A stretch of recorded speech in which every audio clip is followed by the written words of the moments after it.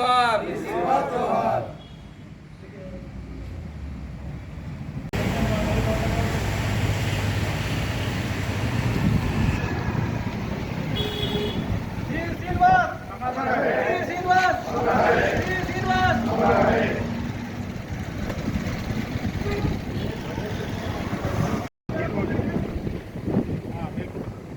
అటువంటి ముఖ్యమంత్రి గారు కర్మపదించారు.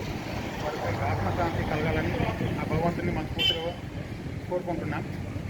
ఈ వేల్పూర్ గ్రామం నుండి ఒక రాష్ట్ర స్థాయికి ఎదిగిన నేత డి శ్రీనివాస్ గారు ఒక వేల్పూర్ కాకుండా వేల్పూర్ మండలానికి కూడా రాష్ట్రానికి గుర్తు చేసిన అతిపెద్ద నాయకుడు డి శ్రీనివాస్ గారు.